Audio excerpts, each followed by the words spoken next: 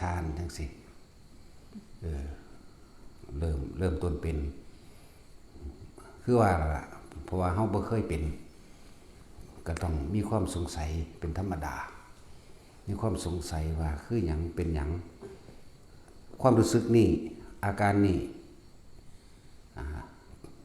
เป็นความผิดหรือถูกร้ายหรือดีแล้วก็อยากรู้ว่ามีผลต่อตัวเองแบบใดเป็นธรรมดาคือเขาอยากให้อธิบายอารมณ์ความรู้สึกในปฐมฌานลมหายใจเฮาก็มีคือมันยังมีความเข้าไปเพ่งอยู่ความคิดยังมีอยู่แต่ว่าคิดถึงลมหายใจเรื่องสตินึกถึงลมหายใจเข้าและออกเรามีอาการปิติอันนึงเกิดขึ้นถ้าสิเว้าโดยหลักสูตรโดยทั่วไปมันก็กว้างเกินเพิ่นให้นัยยะไว้ซื่อๆแต่ว่าเฮาเว้าโดยที่เฮาแนะนำกันคือเอาอาการปิติหรือความรู้สึกนิ่มๆนุ่งๆนึบๆลึกๆบ่อน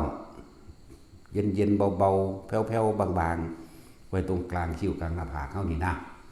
เนี่ยถึงว่าอยากให้อธิบายว่ามันมีอารมณ์เป็นแบบใด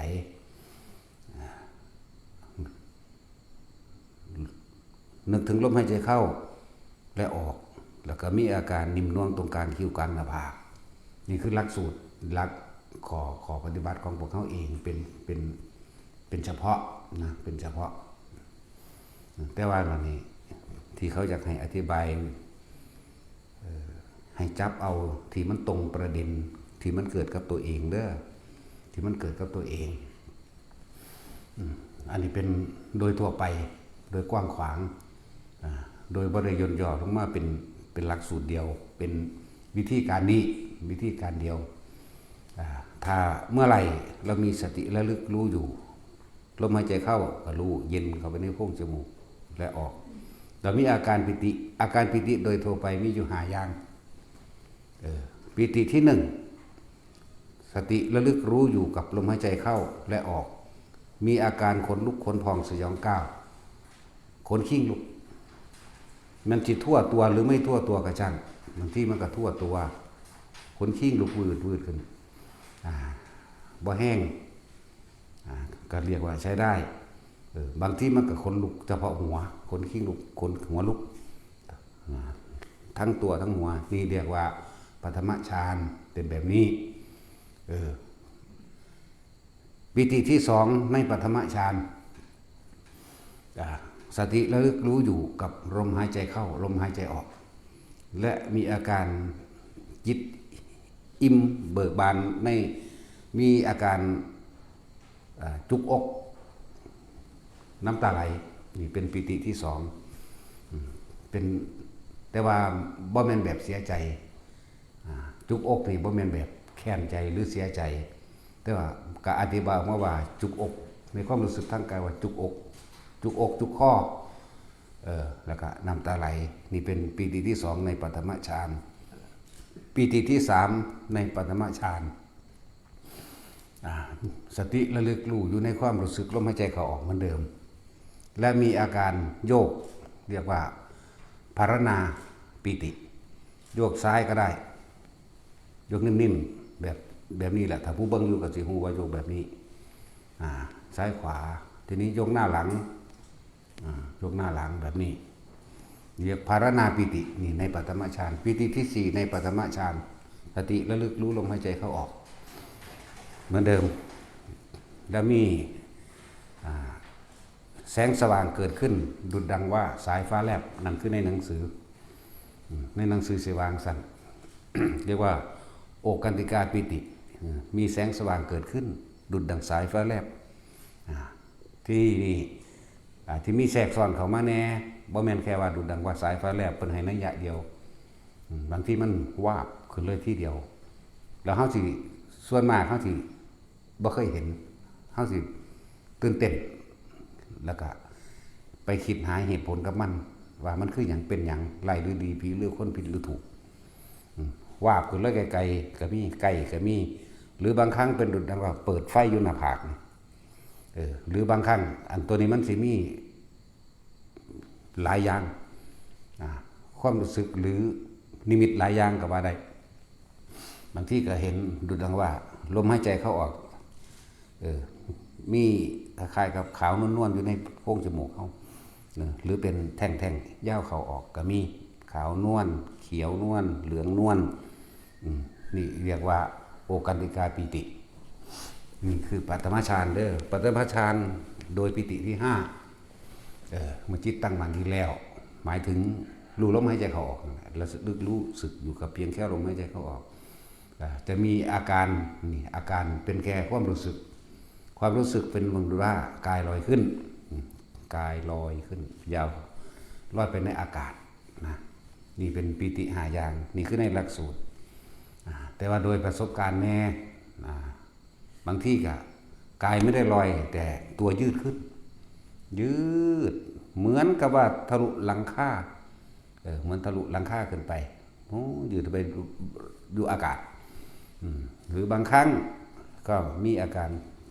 ร่างกายอ้วนโพ่งขึ้นกายนี่พองขึ้นเหมือนกับนั่งเต็มห้องไปเลยนี่เป็นปีติ5อย่างในปฐมฌานยังมีความคิดอยู่เด้เห็นไหมว่าความคิดมันคิดถึงลมเข้าออกนั่นเองนี่ต่างหากแต่ว่าสำหรับที่พวกเขาฝึกกันเขาสิสร้างฐานที่ตั้งแห่งจิตแบบนี้เลยปฐมฌานของเขาเองนี่คืออย่างสติก็นี่ลมนี่บ่ขาดอยู่แล้วเห็นไหมแล้วเลือกรู้ลมหายใจเข้าออกเพียงแค่เฉพาะในโพรงจมูกลมสิเย็นเข้าไปในโพรงจมูกแค่ให้มันสุดอยู่แค่ดังหักหรือปลายคิ้วทั้งสองที่มันโค้งมากมันสิสุดนี่แต่แปลว่าเป็นความระลึกดูอยู่ข้างในรู้สึกตัวนั่นแหละรู้สึกตัวว่าลมเย็นๆอยู่ในโพรงจมูกข้างในแต่ว่าเฮานิยมหรือให้เมื่อตาลืมตาทำของพวกเฮาอันที่เว้ามากทั้งหลับตาและลืมตาเป็นได้ทั้งหมดเด้ออันปฐมฌานในปิติทั้ง5ที่อธิบายไปเมื่อกี้นี้แต่ว่าในเฮาอยากให้ทุกคนลืมตามื่นตาฝึกขั้นต้นแรกก็คือเหลือบตาดูปลายจมูกก้มลงจักหน่อยแล้วก็โฟกัสสายตาทั้งสองข้างรวมไปไว้ที่ปลายจมูกเฮาก็จะเห็นปลายจมูกล่างๆพื้นกับล่างหมายก้มลงนี่พื้นกับล่างเข่าเจ้าของกับล่างทั้งพื้นล่างทั้งเห็นล่างๆน่ะถึงจะโฟกัสหรือต้องสายตาเข้าไปแต่ว่าส่วนมากมันสิไปอยู่ในฝั่งขวาของสายตามากกว่าแล้วหายใจเข้าถ้าคนมีคำบริกรรมก็หายใจเข้าพุทธหายใจออกโทหรือสิใช้คำบริกรรมยังก็แล้วแต่เดี๋ยวจะมาถามใช้คำบริกรรมอย่างนี้ได้ไหมอีกหายใจเข้าว่านกบินก็ได้ตัวเห็นป่ะหายใจเข้าว่านกหายใจออกว่าบินก็ได้ต้องดักไว้ก่อนใส่คำบริกรรมแบบใดก็ได้หายใจเข้านามะหายใจออกพัทธะหายใจเข้าสัมมาหายใจออกอรหังก็ได้เข้าใจว่าล่ะ มันตุกจิกนะบ่ทดสอบทดลองอีหยังบ่ท่านเห็นหยังอยู่ถามก่อนใส่คำบริกรรมพุทโธโลดทั้งกว้างพุทโธเป็นพระนามของพุทธเจ้าทุกพระองค์รวมกันเลยนั่นแหละหายใจเข้าพุทหายใจออกโทเข้าพุทออกโทนี่ความคิดมีเฉพาะคำว่าพุทความรู้สึกมีเฉพาะคำลมเย็นอยู่ในโพรงจมูกไปพร้อมกันพุทกับโทเท่านั้นแล้วความรู้สึกอันนึงจะเกิดขึ้นตรงกลางระหว่างคิ้วนิ่มๆนุ่งๆก็ว่านึบๆก็ว่าตึงๆก็ว่าเบาๆแผ่วๆก็ว่าบางคนก็ว่าเป็นต้นๆบางคนก็ว่าเป็นตึงๆบางคนก็ว่าเป็นเงี้ยวๆออกขึ้นหน้าผากเงี้ยวออกในความรู้สึกของเขาภาษาสิท้ายทอดออกมาเพราะว่าเงี้ยวๆบางคนโดยความรู้สึกว่าเงี้ยวๆต้องยืดออกมาแต่มันเป็นภาษาท้ายทอดความรู้สึกบางที่ก็ว่าเป็นบอน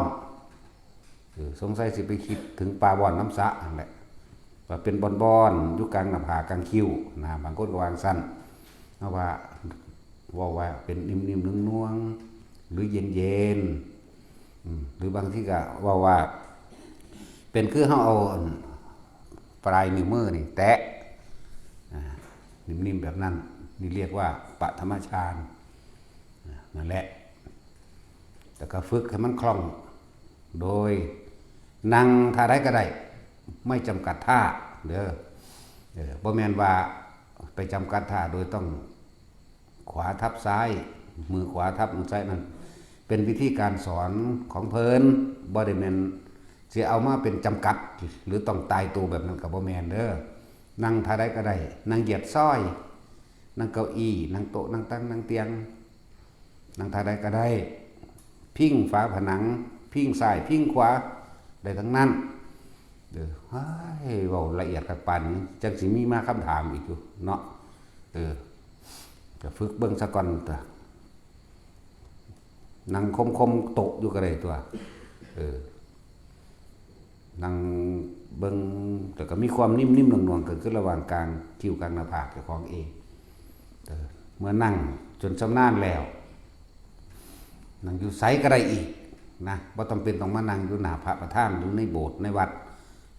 ตรงไหนก็ได้คือเถียงหน้าเจ้าของเองทำเบียกทำการทำงานนั่งพิงโกนใหม่เศร้าห่มอยู่กับเห็ดไปโลดนั่นแหละนิ่มๆน่วงๆนี่เรียกว่า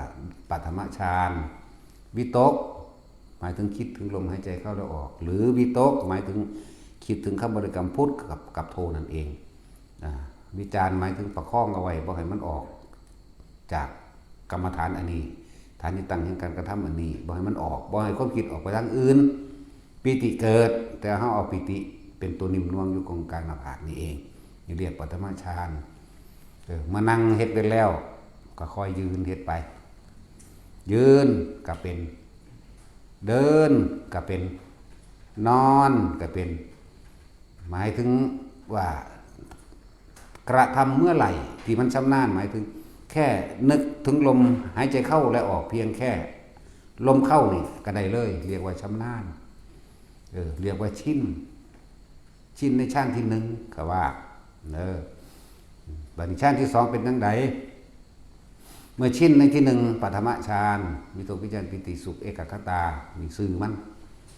ชินแล้วในยืนเดินนั่งนอนหงายก็ได้นอนตะแคงก็ได้ตะแคงซ้ายตะแคงขวาก็ได้ถ้านอนเมีบก็จะทับดังนอนเมีบรู้จักนอนเมีบบ่นอนคว่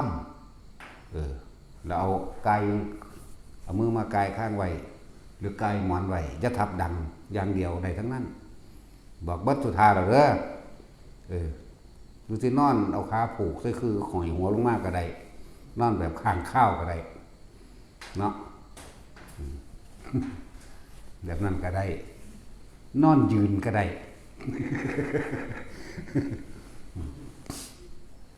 ไม่ได้เว้าตลกเด้เรื่องจริงทั้งนั้นเด้อย่างนั้นได้ไหมอย่างนี้ได้ไหมโอ้ยพวกผู้หญิงน่ะอีห่างเอ้ยตามเอาจนเบิดมึงนอนครึ่งนึงก็ได้นั่นแหละก็จะให้มันตรงกับมึงเป็นบอกคนเป็นล้านๆคนกูก็ตอบว่าตรงได้ล้านคนนี่เนาะนอนคดก็ได้เอาเนาะนอนขูบหมูบลงก็ได้กูก็เฮ็ดอยู่ได้ล่ะนอนหมูแบบเครื่องโตคดนะคือเฮาเอา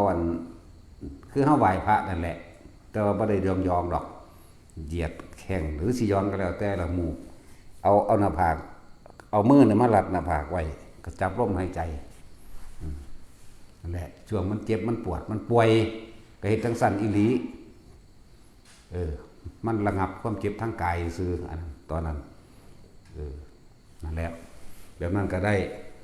เบิดทานนอนแล้วหรอวะหรือสินอนไงแต่ว่าโคตรขาเข่าเอากอดขาไว้ก็ได้เด้อกอดขาไว้ไหมนอนหงายแล้วก็เฮ็ดขาเข้ามาคือเฮานั่งพับเพียบแล้วเป็นท่านอนไหมคือเฮานั่งยองๆกับพระนี่แหละแล้วเอามือกอดขาไว้มันยังบ่หลุดออก แต่จับลมหายใจทานอนนี่นั่นแหละให้มันชินชินในปัฐมฌานแล้วนึกถึงลมหายใจเมื่อไหร่ในทุกขบวนท่าได้ทั้งนั้นอาการปิติเกิดขึ้นเมื่อนั้นนี่ชินในปัฐมฌานฌานที่สองมันเป็นเองเวลาใดที่เราไม่มีความคิดใจบันยังงอกๆไปธรรมดามีความรู้สึกนิ่มหน่วงตรงกลางระหว่างคิ้วตรงกลางหน้าผากหรือหนึบหนาบบนหัวกระชังนั่นเรียกว่าทุติยฌานปีติสุขเอกคตามีเฉพาะปีติเท่านั้นความคิดเกิดขึ้นไม่ได้มันจิบันบริคือปัฐมฌานแต่ปัฐมฌานเขาเป็นแล้วของหูจักแล้วมีความคิดอยู่เข้าใจป่ะแต่ทุติยฌานไม่มีความคิดมีเฉพาะอาการปีติสุขเอกคตาปีติอย่างเดียวขึ้นนวงแล้วเขาก็อยู่กับความรู้สึกอันนั้นแหละยืนเดินนั่งนอนก็จนชินเหมือนกันตัวที่สามมันก็เคลื่อนเข้าไปเองสุขเอกคตาหมายถึงความสงบปราศจากความคิดนึกของตนเองเข้าใจว่านี่จนชินยืนเดินนั่งนอนชินแล้วที่นี่ระวังแต่สังขารขันธ์หรือสัญญาขันธ์ที่มันจิพูดขึ้นเองคือความคิดแทรกซ้อนเกิดขึ้นมาอันนี้ก็บ่เป็นของตายตัวอย่างใดอย่างหนึ่งของภัยของมันเกิดขึ้นไม่เหมือนกันอันนี้ให้ไปต่อยอดเอาเองคิดเอาเองแก้แบบใดบ่ได้แก้ความจริงบ่ได้แก้ แล้วก็หลายๆอย่างบ่นี่เพียงแค่ปัฐมฌานหรือทุติยฌานเด้อสิเว้าตีรวบเพราะว่าปิติมันแทรกซ้อนได้ในทั้งปัฐมฌานและทุติยฌานปีติอันอื่นแทรกซ้อนขึ้นมาหรืออุบัติขึ้นมาพุทธขึ้นมาถ้าเขาทรงฌาน1 2 3เป็นแล้วนะเรียกว่าเป็นสมาธิละจากว่าสมาธิฌานสมาธิสื่อมันซื่อๆจะไปเอาหลักการมาคุยสื่อมันนั่นแหละเป็นสมาธิเมื่อจิตมันตั้งมั่นตั้งตรงไหนตั้งตรงกลางหลักคิ้วตั้งกลางหน้าผากหรือบนหัวหรือเอาความรู้สึกที่นิ่มๆหน่วงๆนั่นเองผู้ที่เป็นปัฐมฌานอยู่หรือผู้ที่เป็นทุติยฌานแล้วจะมีอาการอย่างอื่นแทรกซ้อนเข้ามาแต่คนนั่งหรือนอนหรือแบบไรก็ช่างมือสะบัดนั่งนี่ผู้ที่ทับใส่ทับขวายังก็แล้วแต่เถอะหรือนอนอยู่มันกับสะบัดได้นอนแม้ที่นอนหงายถ้าเอามือไม่ในระหว่างท้องสะดือเขามันก็สะบัดได้มือสะบัดก็บ่ต้องสงสัยเพราะนั่นเรียกว่าอุปจารสมาธิอุปะคือสิ่งที่อุบัติขึ้นเกิดขึ้นอาการแทรกซ้อนความรู้สึกอาการแทรกซ้อนทางกายมือสะบัดก็เอาขึ้นมาไว้เหมือนเดิมบ่ต้องคิดจากว่าอุ้ยเป็นอย่างคือเป็นเรื่องนี้นะเป็นใหม่ๆบ่เป็นเพียงครั้งเดียวเด้10-20เทื่อเพิ่นก็พยายามควบคุมอย่าคิดออกจากความรู้สึกที่นิ่มนวลอยู่หน้าผากหรือล่มกับความนิ่มนวลอยู่หน้าผากนี่เว้าถึงทุติยฌานกับปัฐมฌานร่วมกันเด้อความแทรกซ้อนความรู้สึกที่แทรกซ้อนมือสะบัดว่างความคิดอย่าไปสรุปความคิดเห็นว่าเป็นหยังร้ายหรือดีผีหรือคนผิดหรือถูกกะว่างเหมือนเก่าทั้งเบิดนี่คือพยายามบ่คิดอยากว่าบ่คิดบ่ไปสรุปความเห็นว่าอะไรหรือดีผีหรือคนผิดหรือถูกจริงหรือเท็จอย่างบันเอาขึ้นมาไว้คือเก่าก็อยู่ไปเก็บไปทั้งปัฐมฌานก็เป็นทุติยฌานก็เป็นอย่างบันนั่นแหละนี่เว้าทั้งสองอันเด้ออย่างหนึ่งเมื่อสะบัดอย่างสองเกิดความช็อตสปาร์กช็อตบางทีเขาจับโทรศัพท์ช็อตก็มีช็อตตัวของเองแหละแต่ว่าตอนนั้นมันเป็นอย่างกูคือว่าได้ส่งชั้นมันส่งแล้วอยากบอกมันเป็นสองมันมีสิไปจับเอาโทรศัพท์มันช็อตก็มีจับ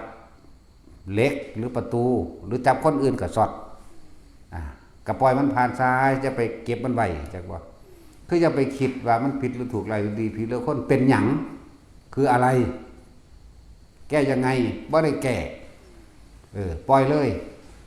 แต่คิดว่าสิแก้นั่นก็ติดแล้วนะติดกับดักเรียกว่ากับดักคือบ่ปล่อยว่าง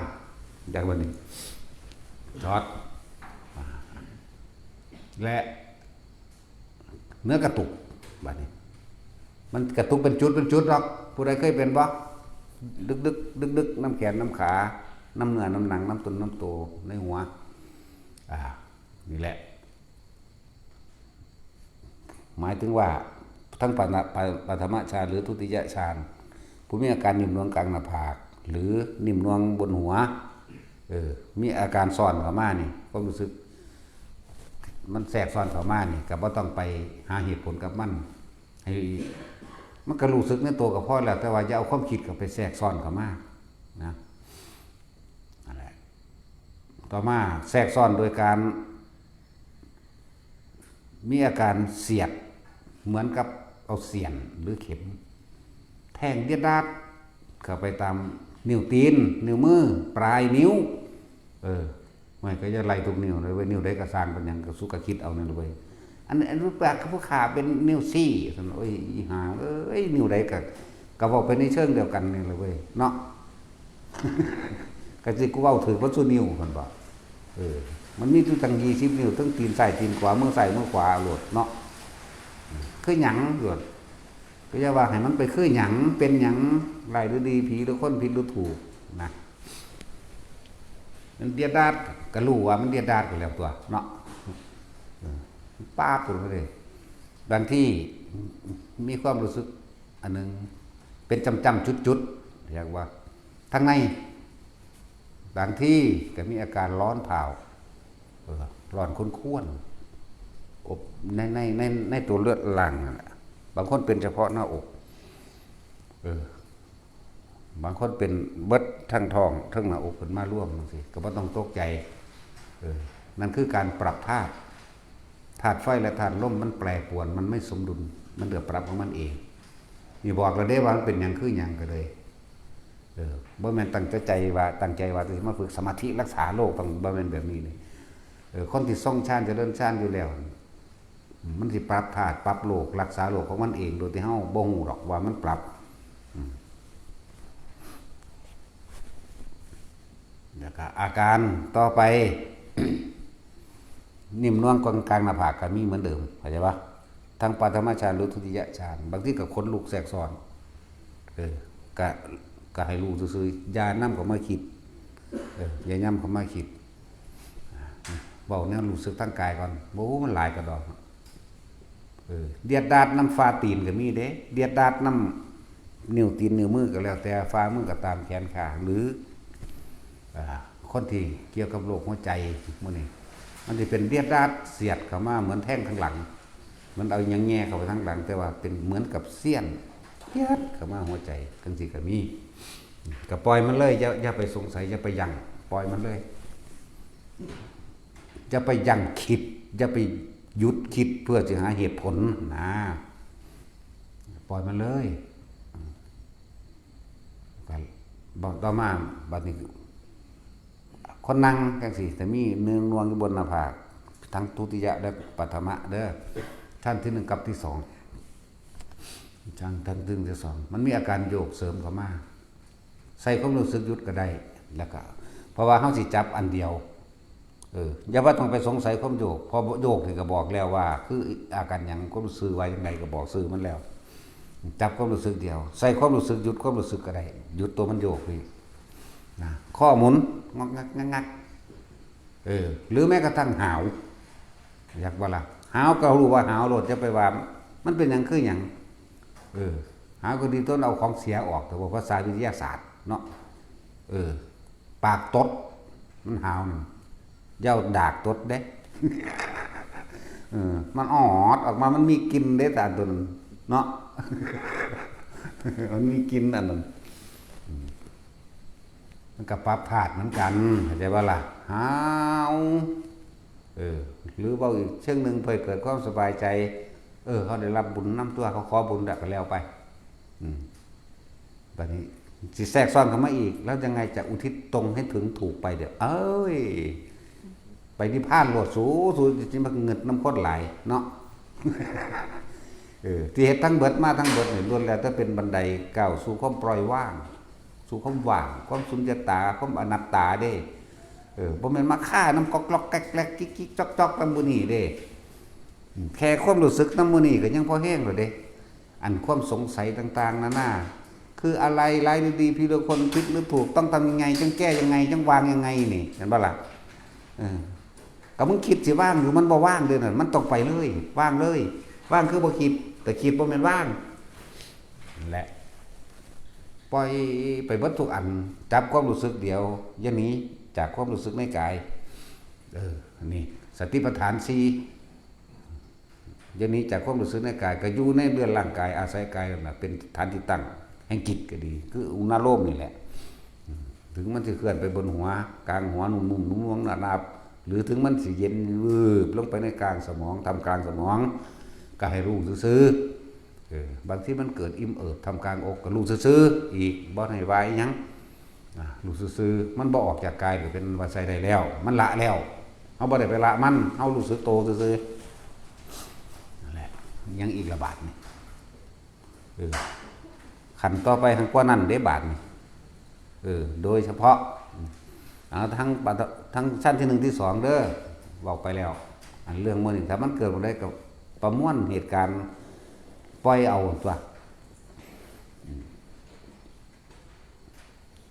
ตัวความรู้สึกอีกอันนึงที่มันแทรกซ้อนว่าเหมือนตัวลอยขึ้นทั้งที่มี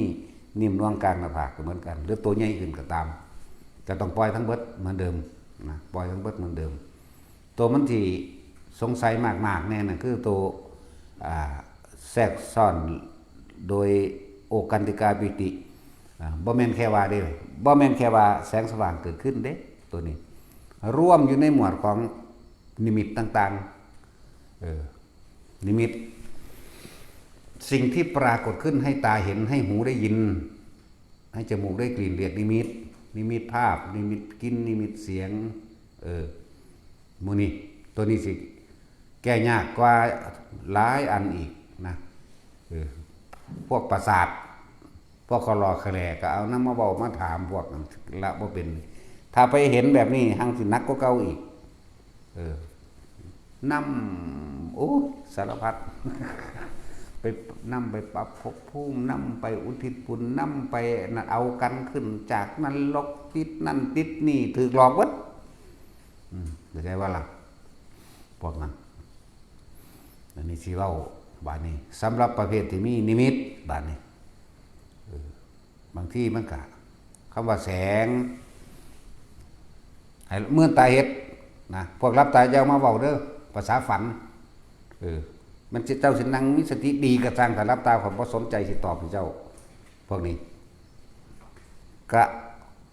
แตกแขนงเอาเองนั่นล่ะเว้ยเนาะบ่แม่นว่าสินำไปตอบเบิดรับตาหิบงี้ก็มีอันคนว่าทำตาลางๆเข้าไปนี่เห็นนั่นคืออะไรอีกก็มี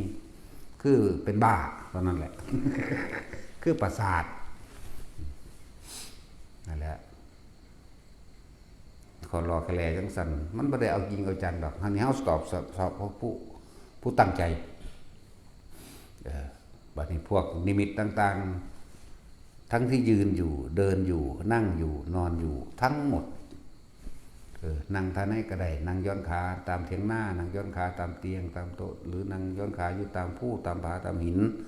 ยังก็แล้วแต่หรือนั่งแบบไรก็สร้างยืนเดินนอนนั่งบางที่แสงมันสว่างมากจ้ามากตั้งลูกน้อยลูกใหญ่กับฉันเด้อเห็นเฉยๆอย่านำเข้ามาคิดให้เห็นเฉยๆจะสีเขียวหรือสีแดงหรือสีเหลืองอำพันยังก็แล้วแต่บางลูกบางดวงมันก็สว่างทั่วป่าที่เฮาอยู่เลยทั่วถ้ำที่เฮานอนอยู่ทั่วกุฏิพวกรับตาบางที่เห็นบ่มันเป็นคือไฟนี่แจ้งเบิดทั่วห้องมื่นตาเบิ่งนั่นถูกหลอกออกจากสมาธิเบิดล่ะพวกกันนั่นแม่ล่ะพวกรับตานี่ถือสิ่งเหล่านี้หลอกเร็วสงสัยเร็วพวกรับตามื่นตาแมงโลดไม่ใช่ว่าล่ะถ้ามื่นตาชำนาญแล้วรับตาหรือมื่นตาก็อันเดียวกันเด้เห็นได้เสมอกันตัวเพศรับตาเห็นมันจะเป็นสั้นมันจะสงสัยหลาย ก็เลยเฮาเอาแบบมื่นตาเห็นเลยป่านนี้เวลานอนมันต้องรับตามันชินในมื่นตาแล้วมันก็ปล่อยเลยคือกันนั่นแหละถึงว่าแสงสีใดก็ช่างอย่านำเขามาคิดว่าคือหยังที่เป็นแสงผีพุ่งใต้พุ่งเหนือแสงเพชรสิเป็นแสงแล้วแต่สิใส่ซื้อมันดอกก็สิใส่ซื้อมันเฮ็ดหยังก็บ่เห็นซื่อๆนั่นบ่นั่นที่ใส่ซื้อบางครั้งเฮาก็ตอบเพื่อว่าให้ทิ่มซื่อๆเด้คือจังอยู่จังหวัดเลยจังสิบากใหญ่เป็นคือดวงจันทร์เต็มดวงแต่ว่ามันเกิดมาไกลสดใสสว่างแบบบ่ได้ย่างนะนอนมาไกลๆสัมผัสลมพุ่นเด้แต่แจ้งแบบดวงจันทร์บ่แม่นแจ้งแบบดวงอาทิตย์จังซี่มาเคลื่อนไปเคลื่อนมาเคลื่อนมาเคลื่อนไปวูบเข้ามาใกล้ๆแม้กระทั่งว่าเขาเอามือนี่เข้าไปอยู่ในดวงนั้นได้เลยนะเขาก็ออกมาสิแต่เขาบ่คิดเด้แต่คิดบ่ได้ไปเลยเอามือเข้าไปมันก็บ่เป็นดวงมันก็บ่มีหยังสัมผัสใดแต่ว่ามันเป็นแสงเอามือนี่พาเข้าไปข้างในได้เลยนี่มาแต่ความรู้สึกเฮาอยู่พี่อยู่หัวพี่อยู่พี่เข้าใจบ่ล่ะแต่ก็เอามือซุบเข้าไปจับเบิ่งก็บ่มีความรู้สึกหยังดอกแต่ว่ารู้สึกตัวนี้อยู่มันเหมือนเดิมมันก็เคลื่อนไปเคลื่อนมาแล้วก็คอยลอยไปแล้วขึ้นไปทำผาบิ่งแล้วก็หายไปในถ้ำผาบิ่งนะตัวนี้ก็เห็นอยู่2-3 ครั้งก็แล้วไปบ่ให้ค่าอีหยังมันนั่นแหละถ้าบอกซื้อให้ค่าก็สิมาถามกูอีกละบาดเนาะบ่ต้องให้ซื้อบ่ต้องให้ค่ามันแต่ว่ารู้เห็นซื่อๆกันแล้วไปนี่คือเหมือนดวงจันทร์เป๊ะอันนี้เหมือนอีเกิ้งเป๊ะเลยแต่ว่าบ่ได้เป็นล่างๆแบบอีเกิ้งเข้าใจว่าบ่ได้มีรูปกระต่ายชมจันทร์นี่บริสุทธิ์เลยเอามือเข้าไปก็ออกมาได้นี่ก็แบบนึงแต่ว่าเฮาบ่ให้ซื้อเฮาบ่ให้ค่าเฮาบ่คิดว่าคือหยังเป็นหยังลายดีผีคนก็สร้างลอยเลื่อนไปเลื่อนมาแล้วก็เข้าไปครั้งที่2กับมือที่2ก็มาอีกออกมาเห็นเลยที่แรกบักใหญ่เลยเป็นดวงขึ้นถึงภูเขานั่นแหละแล้วก็คอยที่แรกบักใหญ่เด้ปัดมาเฮาคอยน้อยลงก็เหมือนเดิมก็มาทำพัดลมมื้อนี้แหละแล้วก็เบิ่งก็ซื้อบ่จับบันเบิ่งธรรมดาก็วนอ้อมแล้วก็ลอยไปทางหลังก็เลี้ยวเห็นบ่ได้เฮาบ่ได้แงกนำเด้แต่ว่ามันนั่งเห็นนั่นแหละเฮาบ่แงกบ่งวกไม่อวยตามเนาะภาษาจีนฮู้จักอวยบ่พูดแล้วบ่อวยตามบ่แงกบ่หันหลังนำบ่มันนั่งเห็นนี่นั่นเส้นถึง3 ครั้งพุ่นล่ะแบบนั้น เหมือนเดียวกันกับดวงจันทร์เป๊ะแต่ว่าบ่มีด่างบ่มีรอยด่างบ่มีรอยด่างรอยเหลาบ่มีหยังเอามือซุบเข้าไปก็ซุบไปธรรมดาก็บ่ได้มีหยังนั่นแหละนี่คือบ่คิดบางครั้งก็เป็นแสงสว่างแบบลักษณะประกายพฤกษ์เรียกว่าปูบวับมากมันตั้งสิก็มีเขียวมั่งเหลืองอำพันมั่งแดงส้มหลายแบบที่มานั่นแหละแต่ว่าบ่คิดจักแบบบางครั้งเฮาเดินจงกรม งานก็ไปกลับมาเป็นลูกน้อยๆเท่าปมมือเท่าโปรตีนเท่ากำปั้นลอยสวยงามแต่จะบอกเรื่องสวยงามมันหลายสีระยิบระยับสวยงามเลี้ยงกันออกมาลักษณะเหมือนหิ้งห้อยหลายตัววับมันนะเลี้ยงลอยอ้อมโตจนเฮาเกิดความเคยชินกับสิ่งนั้นถึงกับจับเบิ่งก็มีบางอย่างก็เป็นก้อนคือลูกแก้วเอาวางไว้ต่อไม้บางที่ก็จับไว้มันบ่มีต่อไม้กันนั่งลงวางไว้ข้างๆ จับปุ๊บกลายเป็นลูกแก้วธรรมดาวางไว้แล้วก็บ่คิดไปต่อเพราะความรู้สึกเขาอยู่พี่นั่นแหละแบบนี้ก็มีนี่น้อยทอดนี่ก้อยเขียวเหลืองแดงดำก็มีเพราะมันดำเชิงดำแบบนั่นดอกนั่นแหละเหมือนกับม่วงเข้มนะว่ามันดำปึ๊ดนะว่ามันดำปีๆเด้เนาะแต่จริงมันดำปื้อๆเด้มันออกเขียวนิ่มแต่ว่าแล้วล่ะสิว่าดำก็บ่แม่นทั้งไม่โดยเต็มๆและนั่นแหละว่างไว้ซื่อๆนี่หมายถึงสิเว้าให้ฟังนี่เพราะนั้นให้ไปเว้าเอาสิ่งประหลาดนี่เว้าให้ว่างเว้าว่าให้ค่ามันว่ามันคือหยังเด้อย่าคิดว่านี่คือหยังคือลูกแก้วพญานาคบักว่าเด้เนาะลูกแก้วตาแมวเล็กน้อยเล่นดีๆนี่แหละบ่ต้องพญานาคพญาเนกทั้งใดหรอกนะแต่ก็บ่มีคุณวิเศษอีหยังใดๆทั้งสิ้นนะคือบ่ให้ค่ากับทุกอย่างเลยที่ปรากฏขึ้นนี่กำลังเว้าถึงเรื่องโอกกันติกาปีติแสงสว่างได้เกิดขึ้นแล้วบ่แม่นแค่นั้นนะบ่แม่นแค่ลับๆฟ้าแลบแป๊บๆอยู่ข้างขอบตาเฮานี่หรือแลบๆหรือทางหน้าหรือเปิดไฟแป๊บขึ้นแค่นี้แต่ก็บ่ต้องให้ค่าจักอย่างแสงยิ่งกว่านั้นอีกที่ว่าหยังเวลามันนิ่งเข้าไปจริงๆแล้วฮึบโล่งสว่างไร้เงาหาประมาณไม่ได้อันนั้นก็เป็นมันบ่ได้หูเมื่อตัวดอกตัวนั้นตอนที่มันเป็นตัวนั้นแต่ตอนรู้สึกตัวนี่ก็อย่างนึงนะตัวนั้นมันเข่าช่างมันเข่าของมันดอกอันนั้นมันแอบเขาเองร้อยเขาเองมันเผลอเข้าไปนั่นแหละตัวที่4บ่ต้องไปสนใจมันเอา1 2 3พ่อมันสิแก้เฉพาะ1 2 3เพราะว่ามันสิมีสติมันมีความคิดนึกแทรกซ้อนกับเขากันได้แต่ว่าตัวที่4มันตัดเขาของมันเองดอกมาปล่อยไว้อันนั้นนั่นแหละมันก็เข้าเรื่อยอยู่ดอกว่ามันสิเฮ็ดมีกำลังให้ส่งที่1ส่งที่2ส่งที่3ได้ทั้งนั้นแต่ก็อยู่ได้นานอีกนะแต่ก็อิ่มบ่ค่อยหิวค่อยอยากกินหยังแต่มันเข้าไปแบบนั้นแล้วเป็นอาทิตย์2 อาทิตย์แต่เฮาก็ส่ง2ส่ง3ส่ง2ส่ง3ตัวที่1เฮาบ่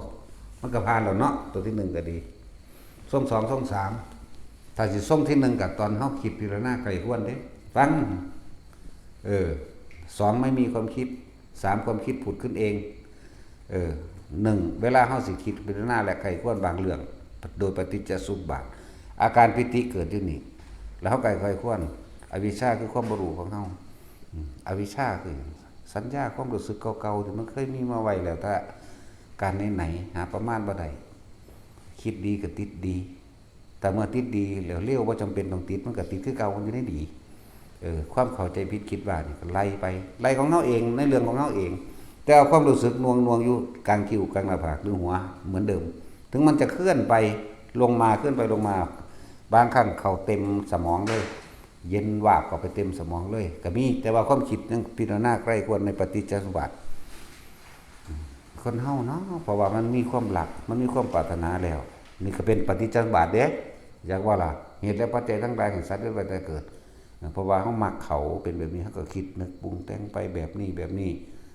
นี่เฮาก็คิดไปของเฮาไล่เพราะว่าเฮาเห็นสิ่งนี้มันเกิดขึ้นแล้วก็ต้องมีสิ่งนี้เกิดตามไหลไปใครควรแล้วใครควรอีกบ่แม่นเทเดียวเด้ที่เว้ามานี่เป็นหมื่นๆครั้งพุ่นเด้บ่แม่นซ้ำพวกเจ้า10เทื่อสิมาถามเด้เป็นหมื่นๆจนประมาณบ่ได้เลยอันที่ว่ากูไล่สักเท่าใดกลับไปกลับมากลับไปซ้ำๆซากๆเดิมๆนั่นแหละกลับไปเรื่องอ่านเพิ่นภาษาบาลีอนุโลมและปฏิโลมครับไปพุ่นแล้วทับขึ้นหลังเพราะมีชาติชราจึงมีแบบชาตินั้นมาจากไหนหนอชาติก็มาจากภพมาจากไหนหนอนี่ก็ไล่มาไล่ย้อนหลังขึ้นมาหาอวิชชาจากอวิชชาไล่ไปหาชาติชรามรณะนั่นแหละไล่จากหลังขึ้นมาความเกิดของเฮามันมาจากไสมันมาจากภพมันมาจากไสมันมาจากอุปทานมาจากไสอุปทานมาจากตัณหามาจากไสตัณหามาจากเวทนาไล่ขึ้นหลังได้วันนี้เวทนามาจากไสมาจากผัส ผัสสะมาจากไสมาจากอายตนะอายตนะมาจากไสนี่ไล่ไปบนมาจากรูปและน้ำน้ำและรูปรูปและน้ำมาจากไสมาจากวิญญาณวิญญาณมาจากไสมาจากสังขารความคิดนึกปรุงแต่งต่างๆสังขารมาจากไสมาจากความบ่รู้คืออวิชชาคนอวิชชาคืออย่างอวิชชาคือความสัญญาความรู้สึกของเฮาที่เฮาบ่รู้สึกตัวเลยว่าในความปรารถนาทั้งหลายที่มันฝังเอาไว้แต่ปุเรภพชาติใดไม่รู้นะนี่แหละเอิ้นว่าปฏิจจบาท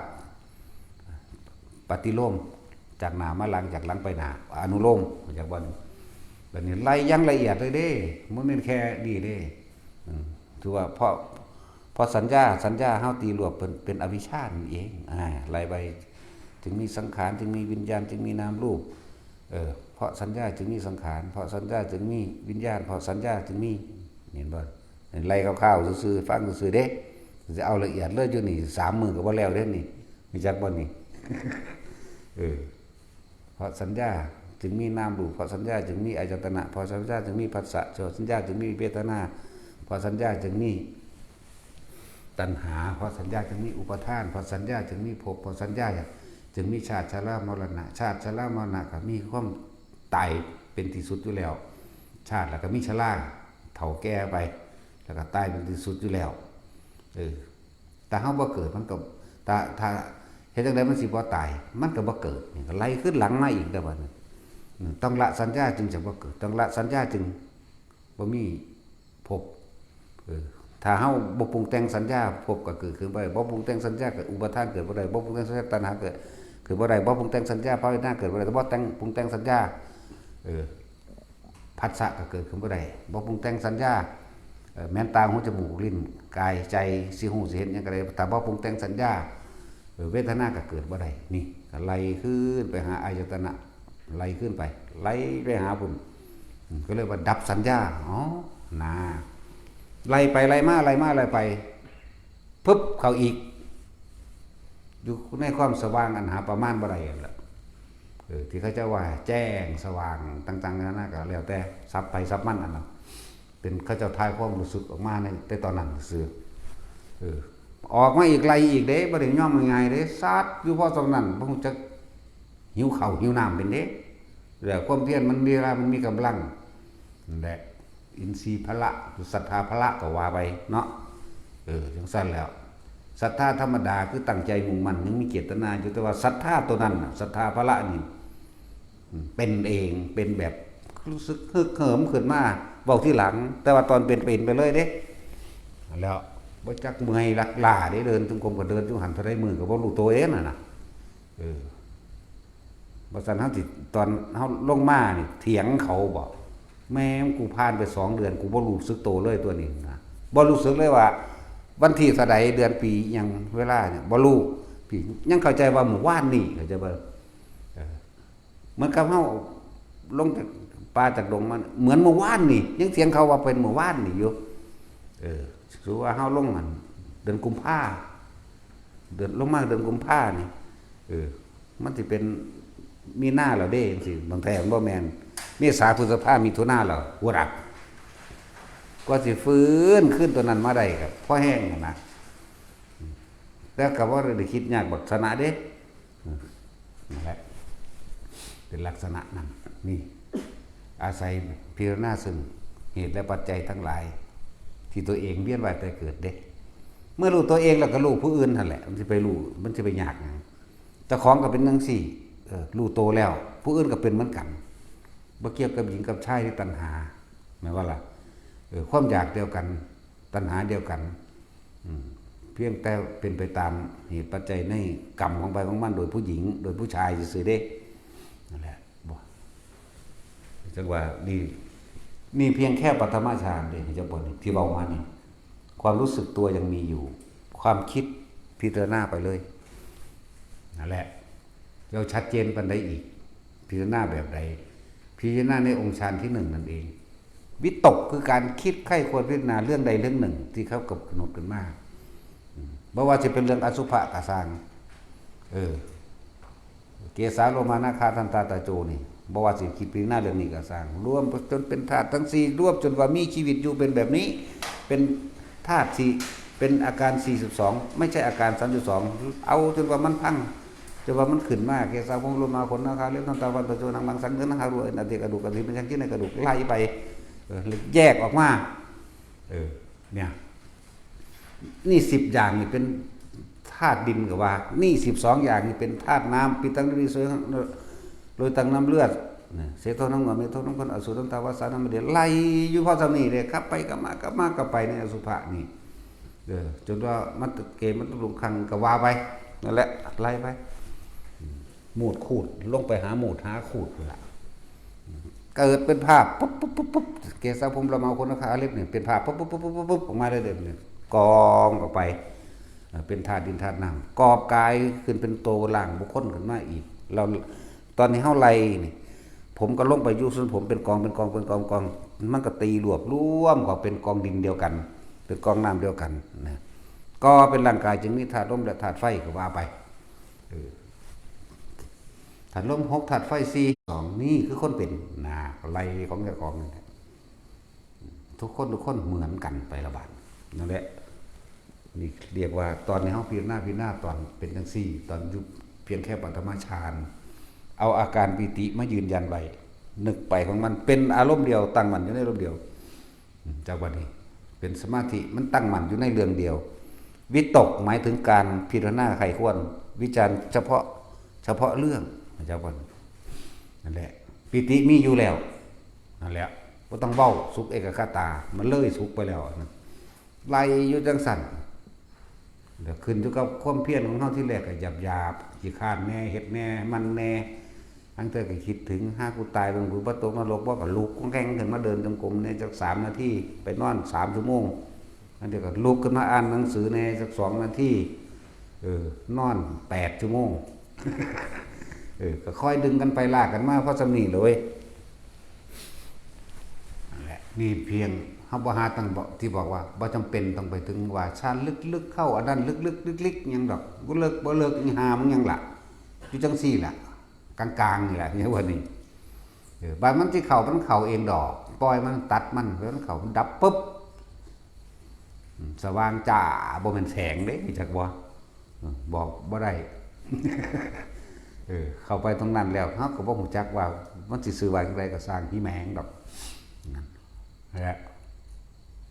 บ่แม่นของลึกลับบ่แม่นหยังสิเฮ็ดยากปานนั้นมีคิดไปนำแต่ว่ามีความรู้สึกโตไปนำโดยเอาอาการปิติที่มาไว้หน้าผากก็ตามหัวก็ตามตอนที่เฮาพิจารณาอยู่นี่ตอนที่เฮาพิจารณาเรื่องเกสาโลมานาคาทันตาตะโจอยู่นี่เนี่ยพิจารณาไปนี่บางทีความรู้สึกอยู่กลางหน้าผากก็ขึ้นหัวจักว่าเนี่ยก็แค่ความรู้สึกบ่ได้กลุ่มมันลงมาเด้ความคิดบ่ให้แทรกซ้อนกันเลยนี่บ่ขัดแย้งบ่ขัดง่างกันคิดเรื่องเดียวคือเก่าความรู้สึกทางกายก็ขึ้นมาอยู่นี่บานลงมาอกก็อยู่บางทีมันไหลไปกระตุกตามเนื้อตามหนังตามเพียงตามขาสารพัดจะสิเป็นบางทีในการคิดแทรกซ้อนอย่างอื่นมีโยกมีสันมีทรายอีกก็ใส่ความรู้สึกหยุดความรู้สึกบ่ได้ใส่ความคิดจากบันอันนั้นแหละต้องมาเฮ็ดไปวิตกก็โดยการพิจารณาใครควรณเรื่องใดเรื่องหนึ่งคำว่าเรื่องใดเรื่องหนึ่งส่วนมากก็คืออสุภะนะอสุภะไหลเข้าไปจนถึงว่าแทรกซ่อนเข้าไปตามเส้นเอ็นแม้กระทั่งเส้นเลือดเข้าไปแม้กระทั่งในเส้นเลือดนั่นแหละที่แรกก็ใส่จินตนาการอยู่ที่แรกแต่ตอนมือเฮาอยู่ดีๆแต่ว่าเฮาจินตนาการเข้าไปว่ามันเป็นกระดูกเฮาเห็นแต่กระดูกเอาก็ได้จังซี่นะนั่นแหละนี่ไล่เข้าไปที่บัดนี้ขนาดนั้นแหละแต่เฮ็ดไปเรื่อยๆดอกบ่แม่นสิเอาเที่ยเดียวมันได้เลยดอกยังว่ามัน30กว่าปีแล้วล้มลุกคุกคานเฮ็ดเล่นมั่งเฮ็ดจริงมั่งขี้คร้านมั่งนอนมั่งนั่นแหละเราเรื่องของเจ้าของนั่นแหละเฮ็ดไปมั่งบ่เฮ็ดมั่งสารพัดเฮ็ดบัดเฮ็ดก็เฮ็ดไปบัดบ่เฮ็ดก็บ่เฮ็ดเลยนะแต่ว่าบ่เคยขาดเด้แต่ละมื้ออย่าว่าล่ะบ่มีการเว้นมื้อ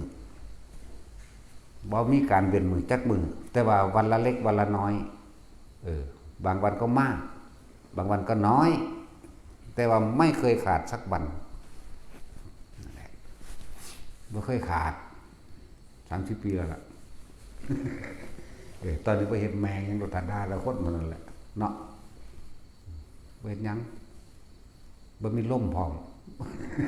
บ่จับลมแต่ความรู้สึกเลยมันก็มีอยู่ในนี้แหละสั้นแหละแล้วแต่มันที่เป็นลูกกับมันประทุกอย่างนะแต่ว่าพอไปคิดสรุปใดๆให้มันทั้งสิ้นในสิ่งที่ตาเห็นหูได้ยินจมูกได้กินเห็นยังกระซางเนี่ยพูดถึงว่าเฮาใส่แค่เพียงปัตมฌานแต่เฮาบ่ใส่เฮาก็ไปที่2เท่านั้นหรือที่3เท่านั้นเข้าใจบ่นี่ที่2มันมีความคิดอย่างแต่ว่ารู้สึกโตอยู่นี่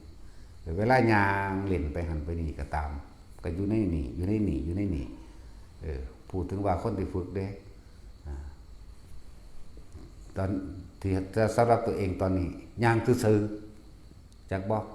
พ่อเว้าหยังก็เว้าไปซื่อๆบ่ได้คือตอนเฮาควบคุมความรู้สึกตนเอง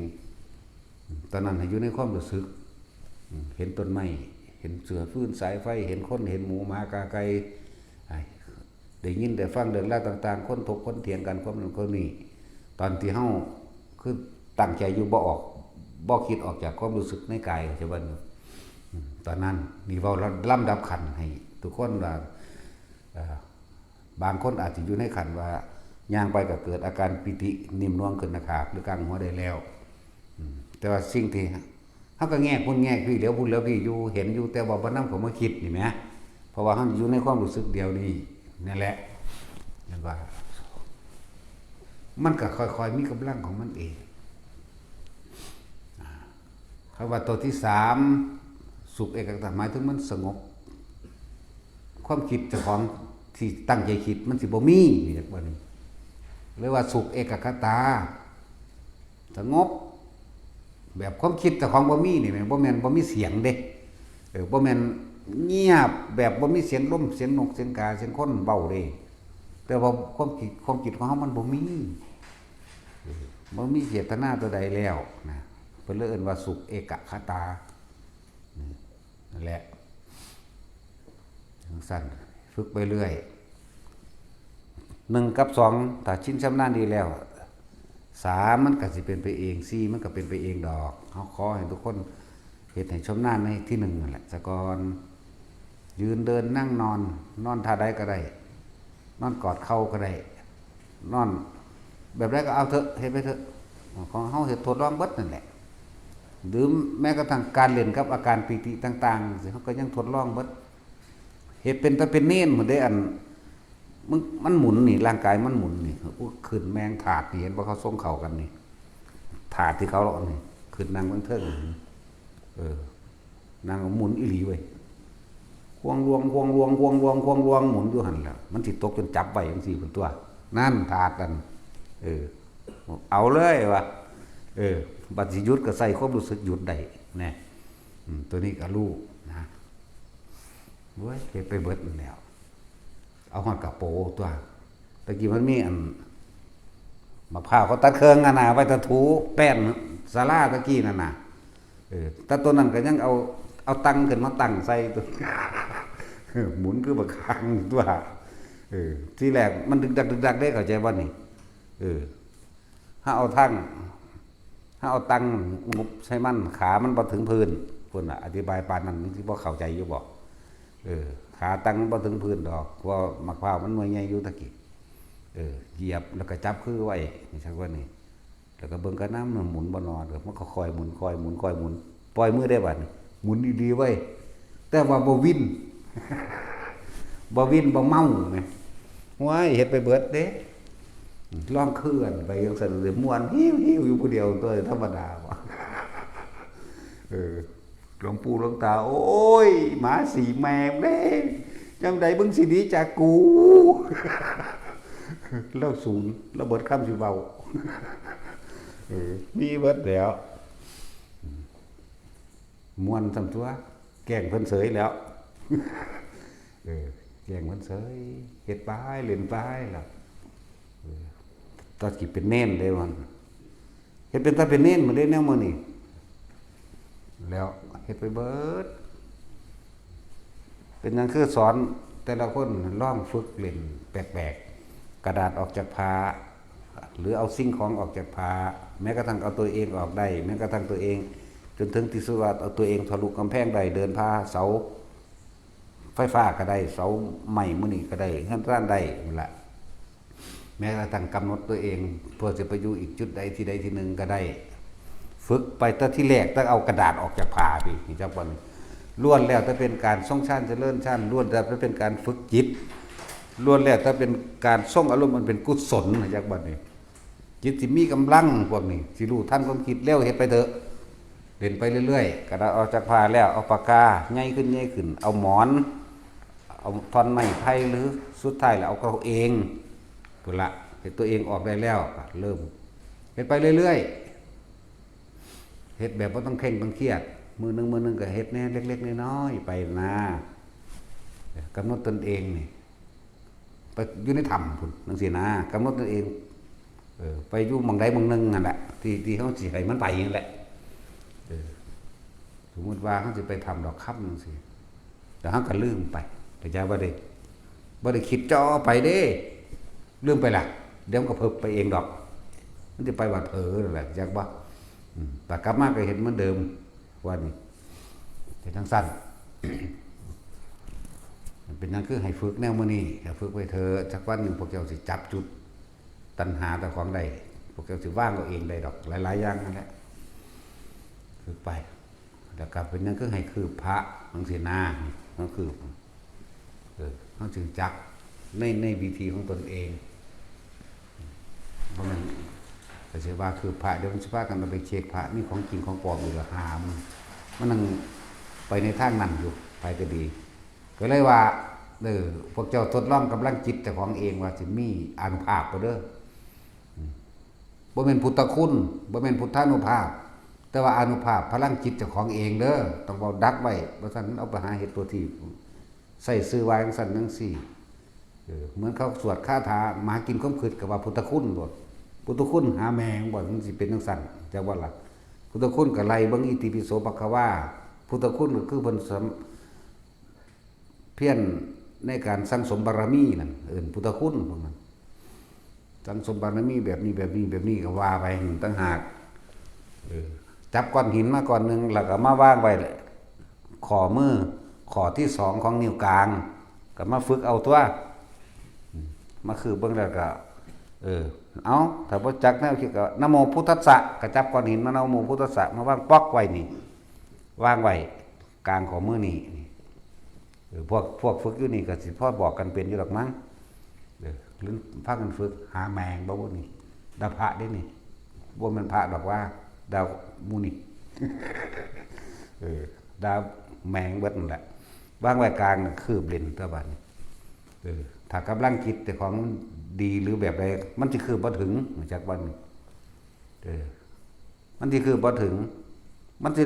ลัดลดลงมาเป็นข้อนึงพุ่นล่ะหรือบางที่มันคืบนึงผู้กำลังคิดที่ดีแล้วตั้งมั่นแล้วบ่จักว่าสูงดอกมันสิหลงตัวเองสิจิตตั้งมั่นดีแล้วนี่เฮาคือไปปุ๊บคือตั้งแต่กระสร้างมาตกคันนี่มือนี่ตั้งที่มันอยู่นี่ยับลงมาอีกมันก็ถอยลงมาอีกเรื่องแปลกประหลาดอยู่เลยนั่นแหละให้ฝึกให้เล่นแนวมื้อนี้สิว่าลิดๆเด็ดๆก็บ่ต้องไปว่าดอกมันบ่แล้วคำเข้าดอกลิดเด็ดก็เลยเนาะบ่ให้สะออนบ่ให้ไปหลงไหลบ่ให้ไปยึดติดฝึกแล้วมันสิจับเงื่อนจับสนจับความคิดของเจ้าของได้ดอกสิจับตัณหา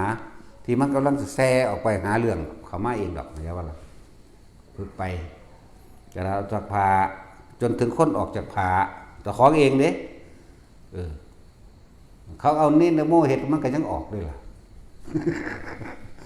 บ่แม่นเน้นนโมออกผู้เฮ็ดผู้เด้เข้าใจบ่ผากที่ว่ามันผืนใหญ่เนาะเขาก็เอาพับคือกันแล้วก็เอากระดาษพับเข้าใจว่านี่พวกเฮ็ดแล้วนั่นน่ะเขาก็เอามันนอนเขาก็กิ้งมันไปมันก็กิ้งมันออกมามันก็ออกมาอีหลีไว้แต่ว่ามันโตมันเด้พวกเขาเฮ็ดพุ่นเด้คือจังพวกเฮาเป็นผู้พันฝ่ายเองผู้นี้ได้อันนั้นก็เปรียบซะว่ามันเป็นคือปากกาซะไปเอามันพลิกเข้าไปกิ้งเข้าไปทั้งที่นั่นแหละ มันก็ฝึกตนเองออกเองตัวบัดนี้มันสิจับจุดได้ดอกมันสิจับได้สิใช้ประโยชน์หยังแบบใดก็ได้ใช่บ่ล่ะนั่นแหละเฮ็ดไปมื้อนี้การคืบมื้อนี้อธิษฐานว่าเจ้าของสิมีกำลังจิตตั้งมั่นบ่จับก้อนหินมานี่วางปั๊บสะโดดอย่าไปคิดอย่าไปเสกเด้เสกกันป้วงเบิดนั่นแหละเนาะจักป้วงบ่ จับก้อนหินมาน่ะวางปอกใส่โลดคืบใส่โลดผู้ใดบ่เป็นก็มาฝึกเอาของละเอียดเฮาเยอะแยะอยู่นี่เพิ่นอยากเห็นผีก็จีปีเสกิก็ได้เด้อรับตาลงว่าจีปีเสกิเดี๋ยวมันเบิ่งตำหน้าเองดอกเห็นผีเสียงผีได้ทั้งนั้นอนุญาตเอาเลยเฮ็ดโลดเป็นบ้ามากกับมีสีธัญญารองรับอยู่ดอกเนาะตาสินคนย่านผีย่านชื่อได้แม้กระทั่งค่ำนี่ไหมบัดนี้เพิ่นไปกรีดยาง เพิ่นบ่อยากจื้อคำว่าจีปีเซกิแกกีปีเซกิว่าซั่นห่วยท่านโพโวบ่ใส่ด่ากูเฮ็ดจังได๋ดอกโอ้ยผู้อื่นเขาอยากได้เขาอยากว่าจังได๋เห็นผีเพิ่นบ่อยากได้แต่เสือกจำได้ที่ขนาดบ่มีสมองเด้แกไปคิดพอพอดีโอ้ยแต่มันโพกูเฮ็ดจังได๋ดอกนะธรรมดาดิย่านเห็นมั้ยบ่รู้นั่นก็คนย่านเว้ยผีกระสอบปุ๋ยมันนั่นแหล้วย่านเบิดถุงยางปิวขึ้นกับผีนี่เบิดนั่นแหละเห็นผีจังซี่ก็แล้วแต่ทุกอย่างก็ขึ้นอยู่กับจิตร่วมนั่นแหละจากว่าล่ะขึ้นอยู่กับอำนาจสมาธิของเจ้าของเองส่วนคำบริกรรมนั่นก็อาจจะเป็นตัวนำแนวทางให้ซื่อเด้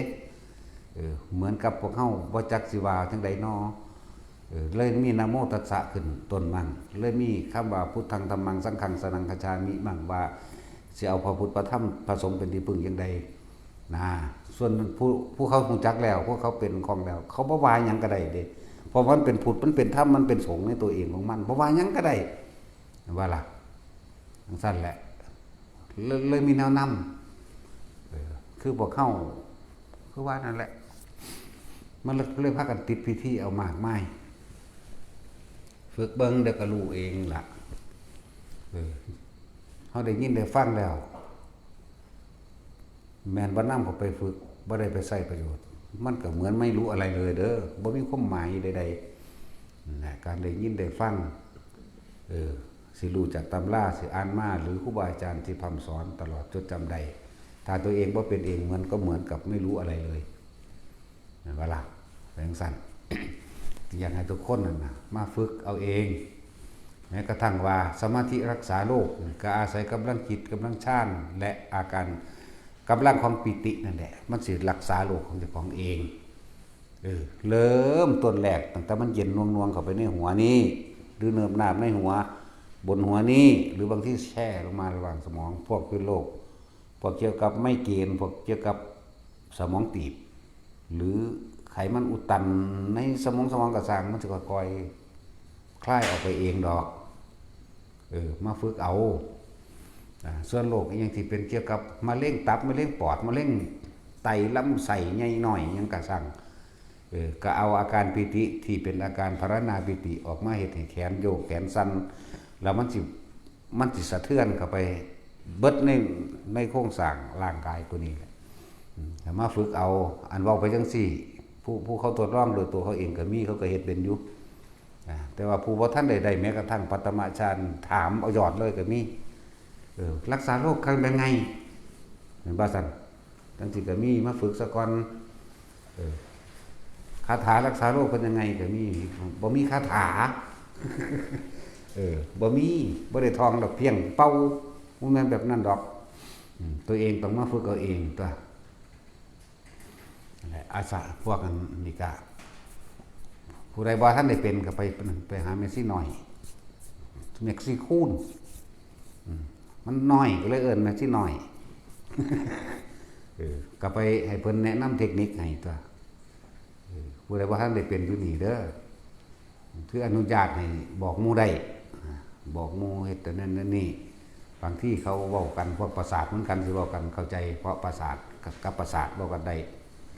กับเฮาแต่เห็นว่าเป็น 2-3 นาทีเนาะอีหาอีประสาทโดดเด้เอาประสาทให้ด่าไปโลดเด้บาทนี่นี่ไปพูดไปฝึกแล้วพูดนั้นพูดนี่ไปเลยโลดเด้บาทจังซั่นเด้อนั่นแหละผู้ใดอยากฝึกแล้วเรานี่ก็ไปฝึกกับเพิ่นพวกฝ่ายผู้หญิงเริ่มต้นแรกด้วยการทำทรงฌานโดยปฐมฌานผู้ใดบ่ทันจับจุดอนุโลมได้เว้ยก็ไปให้พวกนั้นครูปุ่งอีปุ่งแล้วก็ไอ้เกียร์ดังวีจังสว่างใดดอกลืมอีกแล้วลุงบ่มันบ่ได้สมซื้อจังเม็ดได้หานี่นายเลยเอาตอดอยู่นี่เลยดีเกียร์ดังวีมันคือเด้เนาะแม่นบ่สัตว์เดี๋ยวไปอีกผู้นึงอีเป็ดแน่ล่ะหลายอยู่หรอกแล้วอีกนึงก็บอกเขาแน่อีจวงอีเสลออันนั้นมันเป็นจังได๋บ่นะครับนั่นแหละเอาสำรองไว้บอกกันไปสอนกันไปแนะกันไปส่วนเทคนิคอื่นๆอีกก็ไปหานั่นแหละไอ้ที่คูณในการรักษาโรคต่างๆผู้ใดเป็นมะเร็งมาเรื่องอีหยังก็เลยเฮ้ยเพิ่นพากันได้เป็นครับก็แล้วคนบ่เป็นโรคว่าผมคือบ่เป็นคือเขานะว่ามื้อแรกเอาเจ้าของบ่เป็นโรคก็สิจะให้มันเป็นคือเขาเนาะแต่เป็นคือเขาก็ไปเป็นโรคซะที่ผมคือบ่สั่นซั่นแต่ว่าเป็นแบบนี้อยู่แต่ว่าบ่สั่นก็เจ้าของบ่เป็นบ่มีโรคนั้นจักบ่ล่ะแล้วก็สิมันเหมือนกันเบิดนั่นติคือพวกนี้แหละถ้าได้ยาดีมากินนั่นอยากได้น้ำกันเนาะถ้าจะได้กับป่วยที่จะเอาให้ยายังเดียวผมก็อยากได้เด้อป่วยบ่ป่วยก็อยากเอาไปหยังก็อยากได้กับป่วยซั่นตัวซั่นดอกจังซั่นแล้วเห็นเขาไปใส่แขวก็อยากใส่น้ำเขาไปถอนก่อนจังมาใส่บ่ได้ว่าได้ล่ะเนาะศาสินไปถอนออกเบิดกันสิใส่ให้เห็นเขาใส่แขวก็อยากใส่แขวโอ้ยพวกประสาทมาฝึกเอาผู้ใดอยู่ไกลบันไดก็ตามหลายอย่างในคนที่ส่งฌานจะเลื่อนฌานสิ่งเหล่านี้ได้อันตรายใดๆก็ตามสิเป็นของภายนอกลดส้นกันจังสิหรือเป็นของสิตกลงมาใส่สื่อหัวเฮาคักๆมันก็บ่ถูกเด้มันเวียงไปทั้งใหม่เบิดนั่นแหละองค์ฌานหรืออาการที่ทั้งหลายมันรักษามันเองมันปกป้องเอาเองสิเป็นรถส้นสิเป็นก้อนหินตกใส่หรือสิเป็นอีหยังก็ช่างเถอะหลายอันหลายแบบอยู่ดอกมันก็อธิบายบ่เบิดดอกพวกเขาประสบพบมาเองรถเขาปีนลงถนนหนทางจังสิพวกนั้นถึงขั้นเสียชีวิตนี่เด้แต่ว่าสิเสียหายเฉพาะทรัพย์สินชีวิตบ่เจ็บบ่ปวดบ่อีหยังหลายคนอยู่ดอกที่เขาเจ้ามาเป็นมาแล้วดีใจเว้าให้ฟังเขาเจ้าบ่ได้เสียดายตรงนั้นดอกเขาเจ้าดีใจที่ได้มาเห็นมาพบมาบอกมาเป็นมาฝึกตัวเองเป็นนั่นนะสำหรับโรคที่เป็นนักมันก็คอยทุเลาเบาบางสำหรับที่บ่เป็นเลยมันก็บ่เป็นเลยเด้คือที่บอกไว้นะเอาเจ้าสิป่วยตอน50 ปีเด้อดิตอนนั้นบ่ป่วยมันได้เสื้อดอกหมายว่าแต่ถ้าเฮาฝึกไปแล้วนี่ตอนนั้นหายไปเลยมันบ่เป็นเลยก็แล้วไปเลยตัวคือสิมันเป็นซะก่อนสิบ่จังมาฝึกเนาะกำลังฌานหรืออาการเป็นจังไดมันสิรักษาโรคให้เฮาเองมันสิปรับทานให้เฮาเองโดยที่เฮาบ่ต้องว่าก็ได้แต่สิบอกออกไปนั่นน่ะคนบ่มีผู้ใดปรารถนาคนป่วยดอกก็มาเฮ็ดเอามาฝึกเอาสำหรับคนที่ป่วยอยู่แล้วเฒ่าคักแล้วหรือนั่นแหละจะสิตายแล้วแหละก็ฟังธรรมแล้วก็ฝึกไปนำคนฟังธรรมก่อนตายก็ฝึกจับจุดฝึกไอ้ลมหายใจไปนำให้อุณาโลมไปพร้อมนะส่วนมากตายจะไปทั้งอนาคามีมันเด้หลายกว่าเรียกว่าล่ะฟังธรรมความคิดเห็นและประสบการณ์ชีวิตเจ้าของเองมันน้อมเข้ามาใส่กับชีวิตจริงประสบการณ์จริงของตัวเอง มันสิตรงกับที่เพิ่นแสดงออกไปแล้วมันถือไข้ควรโดยตัวของมันเองแล้วมันสิบ่ค่อยฟุ้งซ่านบ่เกี่ยคิดเรื่องนั้นห่วงนั้นห่วงนี้คือคนว่าเกิดมากับเพียงแค่หากินซ้ำตายนั่นแหละพวกเจ้าสิไปหายังไปกันนั่นอีกความคิดพวกเจ้าเห็นให้ทุกข์แบบนี้ก็ว่าไปแล้วมันสิน้อมเข้ามาสู่เฉพาะจุดลมหายใจบาดสิตายจริงๆมันสิเข้ามาสู่ลมหายใจใจขาดไปกับลมหายใจเลยพวกนี้ก็พิสูจน์ทางร่างกายได้บัดนี้พวกนี้ที่ตายอยู่ในอานาปานสติลมหายใจผมก็ใครควรทำผิวสีเหลืองนะมันสิผิวพันธุ์ผ่องใสเมื่อบางผิวเหลืองปานขมิ้นมันได้ว่าธรรมดาเด้ขนาดนั้นเด้แล้วก็เอาไว้ 2-3 มื้อก็ช่างน้ำมูดน้ำคูดน้ำน้องน่ะสิบ่ไหลออกทั้งปากทั้งจมูกทั้งตาหรือทั้งหูตามธรรมดาคนที่ตายเนาโดยบ่จักทีจักแดนอย่างนั้นบ่มีธรรมะในหัวใจนั่นจักว่าน้ำมูดคูดน้ำน้องน้ำเหลืองเนี่ยออกปากมั่งออกดังมั่งออกหูมั่งเด้ออกตามั่งแล้วก็มีกลิ่นเหม็นจักว่าล่ะพวกนี้สิเหมือนดูดังว่าคนนอนหลับผิวเหลืองเหมือนคนนอนหลับเฮามาขยับแขนขยับขากระติงได้เป็นปกติเหมือนคนนอนหลับเหมือนคนบ่ตายพลิกได้นี่ครับมันก็พิสูจน์มาหลายคนแล้วที่ว่ามานี่บางคนเฮาก็บ่เห็นดอกแต่เขาถ่ายรูปกระดูกไม่เบิ่งกระดูกขาวปานปุยฝ้ายนะเดี๋ยวเป็นเครื่องพิสูจน์อันนึงเฮ็ดจังได๋ก็ตายน่ะมันสิหนีไปไสวะเนาะเฮาบ่หนีได้มีแต่อยากให้มันตายนั่นแหละเฮ็ดจังได๋ก็ตายเสือมักธรรมะบ่มักธรรมะก็สร้างคือจังพวกเจ้าจะมีเงินหน่อยเงินหลายก็จะแล่นหาหมอจนเบิดปัญหาแล้วล่ะก็ต้องเอาธรรมะนี่แหละจักบ่ล่ะเป็นธรรมโอสถบ่แม่นสวดแต่มันเศร้าเด้คำว่าธรรมโอสถบ่แม่นสวดอันไอ้ปริตนั่นปริตนี่ได้ให้มันหายเด้ปริตต่างๆล้วนแล้วเป็นคำสอนทั้งเบิดนะล้วนแต่เป็นคำสอนให้เฮาปฏิบัติตามนั้นเฮ็ดวิธีนั้นคือเขาเจ้าว่าโพชฌงคปริตสวดเอาหายป่วยบ่มันบ่ได้เกี่ยวกันเหมือนกัน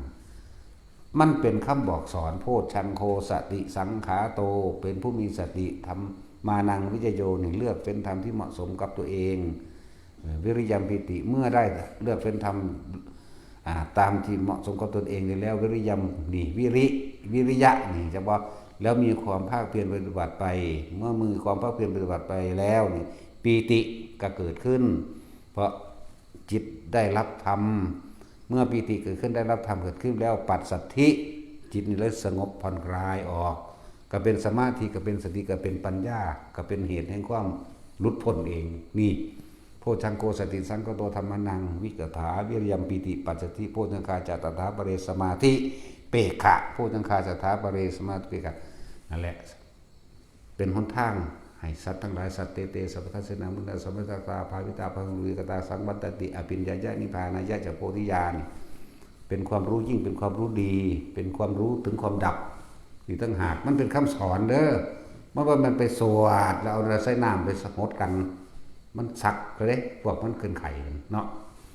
นั่นแหละนั่นเป็นคำสอนเป็นวิธีทำแต่เราต้องทำเอาเองนี่พวกถามว่าสวดอันนั้นอันนี้เราเศร้าบ่ตายคือเราเนาะเพราะว่าผู้แรกคือเพิ่นบอกเข้ามาเพิ่นก็ตายก่อนเฮาตะโดนแล้วคือพระพุทธเจ้าแม่นบ่แน่จังซั่นได้ล่ะธรรมโมคคลาภาษาลิบุตรมื้อนี้เพิ่นก็สวดอยู่แต่ว่าเพิ่นสวดบอกกันเพิ่นเตือนสติกันเด้นั่นน่ะเพิ่นเตือนสติกันสมัยนึงพุทธเจ้าเฮาเพิ่นก็ป่วยเพิ่นก็บอกให้พระโมคคัลลาสวดให้ฟังแน่นะแม่นว่าล่ะหยังละลืมละพระโมคคัลลาก็สวดให้ฟังเพิ่นก็ไข้ควรนี่เป็นหน้าที่จริงเพิ่นบ่ว่าบ่ให้ผู้ใดสวดก็ได้แต่ว่าเพิ่นอยากให้สาวกนำไปจักว่าล่ะนำไปสืบทอดกันบอกต่อกันเพื่อให้ปฏิบัติตามต่างหากจังซั่นแล้ว บ่แม่นสวดใส่น้ำมนต์ใส่น้ำแล้วเอาไปหดใส่กันมันสักตายหนาว นี่ก็อีกอย่างนึงเรื่องนึงที่เขาพากันนันนี่อยู่แต่คนใดที่สวดคำสอนพระพุทธเจ้าสวดมนต์นั่นแหละ จิตใจเฮาอยู่ในเป็นสิ่งสังสมกุศลเด้ล่ะจากบ่ล่ะเฮาบ่ได้สวดเอาขลังเฮาบ่ได้สวดเอาอิหยังดอกจิตใจตัวนี้สิเป็นการสังสมสิ่งที่มันเป็นกุศลมันสิบ่คิดไปหาสิ่งที่เป็นอกุศลบ่ไปอยากดีอยากขายดีลั่นฟันแทงกับไผจากบ่ล่ะบ่คิดอยากได้อยากดีอยากมีอยากนั่นกับไผดอกจิตมันเลยเป็นปฐมฌานได้เหมือนกันเห็นบ่ล่ะวิตกก็คือการสวดมนต์นี่เองวิจารณ์ก็สวดไปเลยนั่นแหละยาวๆจะแบกไปแนวไปเห็นแนวอื่นบางพวกเฮาทำวัดอยู่นี่อาการปิติเกิดบ่ซั่นเพราะนั้นแล้วมันก็ส่งอารมณ์มันเป็นกุศลหรือส่งฌานโดยปฐมฌานเบิดนั่นแหละเข้าใจว่าล่ะที่พวกเฮาสวดมนต์ทำวัดอยู่นี่ปิติอย่างใดอย่างหนึ่งเกิดขึ้นบางทีมันหยุดกึกก็มีบางทีมันไหก็มีบางทีมันขนขิ้งลุกวูบๆวาบๆก็มีเนาะอะไรอย่างดอกล้วนแล้วแต่เป็นสิ่งที่เฮ็ดให้เฮาเกิดความปัสสตินั่นแหละจังว่าถ้าพวกเฮายินดีพวกเฮาพอใจในการฟังธรรมในการปฏิบัติธรรมแล้วนัตถิฉันทสหานินี่สร้างความพอใจในการมาฝึกหัดปฏิบัติพอใจแล้วก็นัตถิธรรมเทศนายะหานิการฟังธรรมธรรมเทศนายะมือพอใจในการฟังวิริยัตสหานิกับความเพียรพยายามไปเห็นบ่ซั่นวิปัสสนายะหานิเพราะทุกคนต้องเป็นไปตามความจริงอย่างนี้อย่างเดียวสัตว์ทั้งหลายเกิดมาตายเท่านั้นนี่คือความจริงวิปัสสนายะหานิสมาธิทัสสะหานิเมื่อมันลงจิตดีแล้วมันก็จิตตั้งมั่นเมื่อมันตั้งมั่นดีแล้วมันก็เป็นวิมุตติญาหานิแต่ก็เป็นนัตถิทวานัตถิระวานัตถิอภุตังนัตถิเวคายิตตังเดี๋ยวระงับเวทนาความรู้สึกทั้งใจของเขาเองโดยพอใจกับไม่พอใจไม่เกิดขึ้นเหมือนบ้านนั่นแหละมันก็วิมุตติญาหานิเหมือนเก่าตัวเป็นบ่ล่ะนัตถิทวานัตถิระวานัตถิอภุตังนัตถิเวคายิตตังนี่นัตถิพยาวัตตมโนนี่นัตถิอปฏิสังขารุเปขาจากบ่ล่ะความว่างอันหาประมาณไม่ได้อปฏิอัปปมาโนนั่นแหละสังขารุเปขานี่รู้เท่าทันความคิดนึกปรุงแต่งทั้งหลายก็ต้องอาศัยพวกนี้แต่ว่าล่ะนั่นแหละนี่คือมหาธารณะเลยเป็นสาธารณะสำหรับทุกๆคนสามารถนำไปปฏิบัติได้หลายแบบหลายกันพวกพุ่มเทวดาหรือลูกขะเทวดามักอันนี้จากบ้านนี่จากพุ่มบ่จากลูกขะบ่นั่นแหละมากแม้กระทั่งอากาศเทวดาก็มาขอฟังเลยอธิบายตัวนี้ให้ฟังแหน่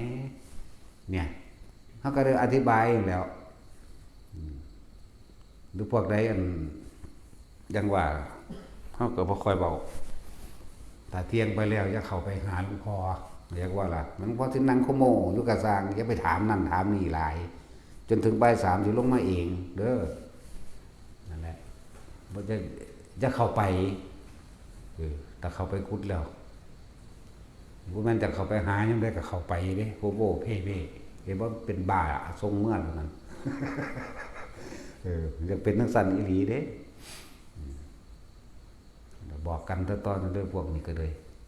พวกอุปถากถากตระกูลนี่แหละว่ามันแนวอื่นได้ว่ามันไปดูแลรักษาเด้ถากทางกู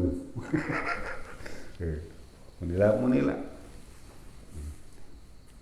บอกระเบียบกันไปนี่เลยเว้ยเริ่มต้นมันก็บอกมือเลยบักหายก็เลยดาพรดอกลูกบักหานี่พระนั่นแหละแต่เขาเอิ่นเนาะแต่เขาเอิ่นเน้นนั่งสั้นแหละบอกกันไว้นั่นเลยจะก็ไปเคาะเปิ้งปังแล้วก็ไปโททีบหลายแบบเอาสมาทานโจมแล้วบ้าน